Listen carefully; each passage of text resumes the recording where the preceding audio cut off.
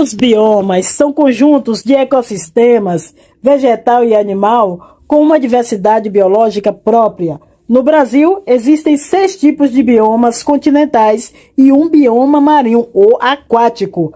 Os 6 grandes biomas continentais brasileiros são Amazônia, Cerrado, Caatinga, Mata Atlântica, Pantanal e Pampa. Vamos conhecê-los? Então agora você aprende!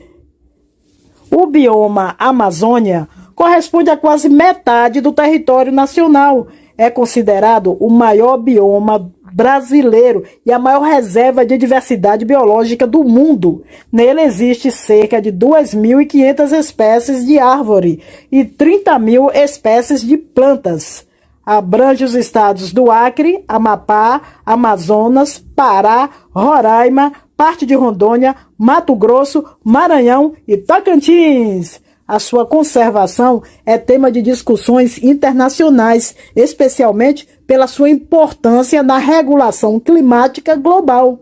O clima do bioma Amazônia é equatorial, caracterizado pelas elevadas temperaturas, com médias anuais que variam entre 22 a 28 graus Celsius, e pela umidade do ar, que pode ultrapassar os 80%. O índice pluviométrico varia entre 1.400 a 3.500 milímetros por ano. É por isso que a sua vegetação é densa e formada por árvores de grande porte, como por exemplo a seringueira, açaí, mogno, sumaúma e castanheira, que são árvores nativas da Amazônia.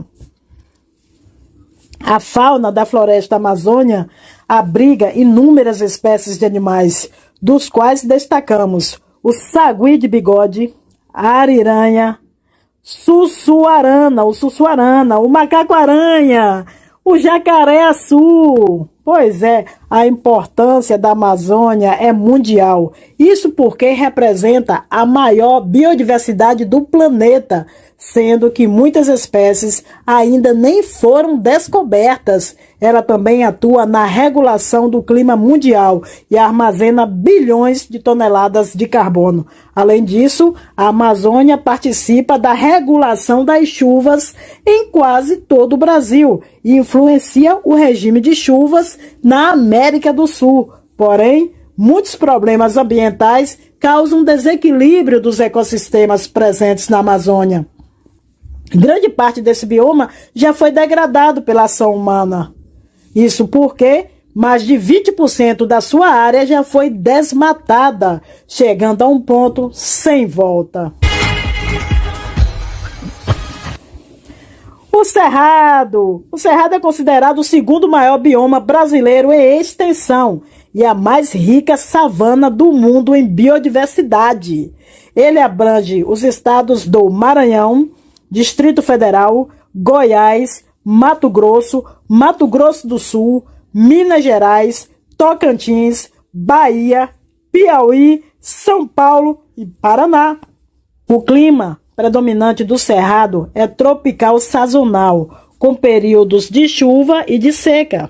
Já a sua vegetação é muito parecida das savanas, caracterizada por árvores de troncos retorcidos, gramíneas e arbustos. Em geral, as árvores são de pequeno portes e esparsas. Alguns deles são ipê amarelo, buriti, macaúba, jabuticaba e entre outras. A fauna do Cerrado é riquíssima e conta com diversas espécies de mamíferos, aves, répteis, anfíbios, peixes e insetos, sendo que muitas delas só existem nesse local. Algumas delas são a anta, o gato maracajá ou o tamanduá-bandeira. O desmatamento e a caça ilegal, o contrabando de espécies e as queimadas ameaçam o habitat de muitas espécies. Entre alguns animais em risco de extinção encontra-se a capivara, a onça-pintada, o preá e o tatu-bola. Outro importante bioma é a caatinga. O bioma caatinga ocupa grande parte da região nordeste do país. Ele abrange os estados do Ceará, Bahia, Paraíba, Pernambuco, Piauí, Rio Grande do Norte, Alagoas e Sergipe. Além disso, há a presença desse tipo de bioma em pequenas partes dos estados do Maranhão e de Minas Gerais. O clima é semiárido, típico do sertão nordestino. Por isso, a vegetação da caatinga é seca, espinhosa e de poucas folhas. Dependendo das condições naturais das áreas em que se encontra, a vegetação apresenta diferentes características. Onde as condições de umidade do solo são mais favoráveis, a caatinga se assemelha à mata, onde são encontradas árvores como o juazeiro, a aroeira e a baraúna. Nas áreas mais secas, de solo raso e pedregoso, a caatinga se reduz a arbustos e plantas tortuosas, deixando o solo parcialmente descoberto. Nele aparecem também plantas cactáceas, como o facheiro, o mandacaru e o xique-xique, que serve de alimentos para os animais na época de seca. A fauna da caatinga abriga um número grande de espécies da fauna brasileira, como o tatupeba, asa branca e uma variedade de insetos que exerce grande importância para o bioma. Apesar de sua importância ecológica, calcula-se 40 mil quilômetros quadrados da caatinga já foi transformado em um deserto, o que é explicado pelo corte da vegetação para servir como lenha e pelo manejo inadequado do solo. Além disso, a caatinga encontra exposta ao tráfico de animais e ao desmatamento. A Mata Atlântica, considerada um dos biomas com maior biodiversidade do planeta, é constituída de planaltos e serras e composto por um conjunto de florestas e ecossistemas que correspondem a 15% do território brasileiro. A Mata Atlântica ocupa a faixa litorânea de norte a sul do país, assim engloba a totalidade de 3 estados brasileiros: Espírito Santo, Rio de Janeiro, Santa Catarina, grande parte também do Paraná e pequenas porções de mais 11 estados. Além disso, abrange também uma parte do Paraguai, da Argentina também. Pois é. O clima da Mata Atlântica é predominantemente tropical úmido, influenciado pelas massas de ar úmidas vindas do Oceano Atlântico. Suas temperaturas médias e umidade do ar são elevadas durante o ano todo e as chuvas são regulares e bem distribuídas.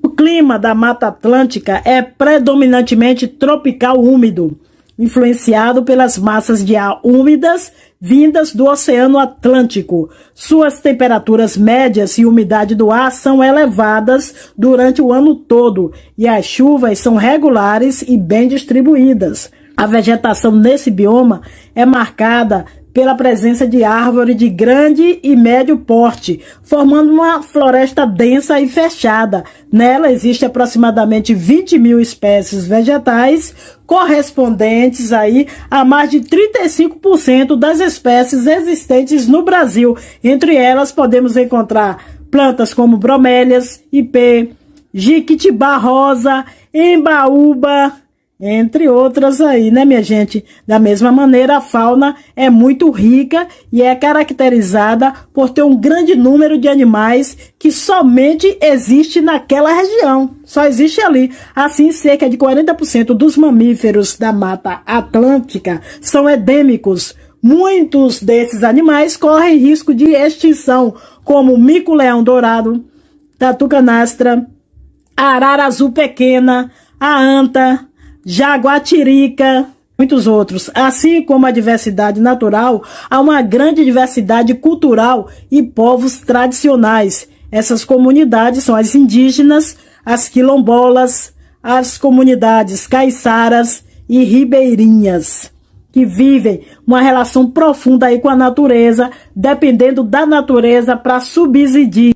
Importante destacar que na região da Mata Atlântica vive cerca de 70% da população brasileira, o que representa mais de 120 milhões de pessoas. Desde 1500, essa área vem sofrendo com o desmatamento, as queimadas e a degradação do ambiente.